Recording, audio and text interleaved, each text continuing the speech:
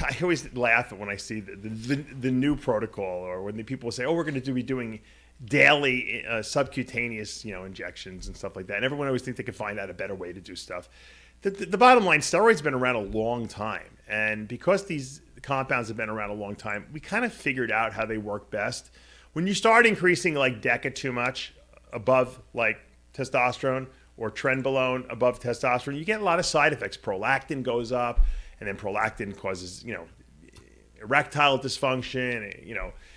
Testosterone is the most anabolic and most androgenic compound in the same compound. And so you get the most bang for your buck. It's also the cheapest out there, and it's probably the least faked compound out there, as we found out, unfortunately, through George Peterson's autopsy.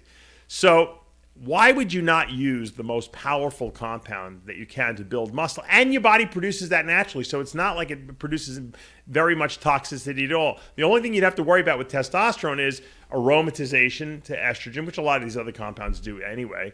And of course, and because there's no liver toxicity, and maybe it might raise your blood pressure if you take too much of it, but from fluid retention. But nothing will replace testosterone. The biggest, thickest, densest guys on stage take a nice base of 1,000 to probably God knows how much testosterone per week, and then they add their anabolics on top of that, whether it be DECA or Masteron or Trenbolone or EQ, which is Boldenone.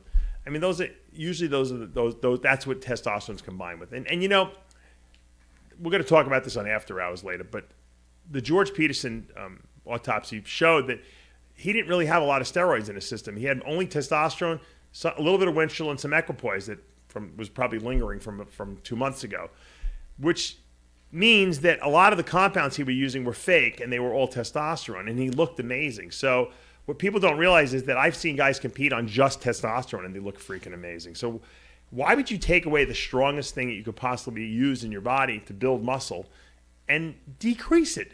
And then try to overcompensate with something that sounds a little more exotic because on paper it doesn't aromatize as much or whatever, But nothing is safer really than testosterone, unless you're going to use very small dosages of stuff. But we're talking about guys that are trying to build mass. If you're trying to build mass and density and 3D look to your body, you need testosterone.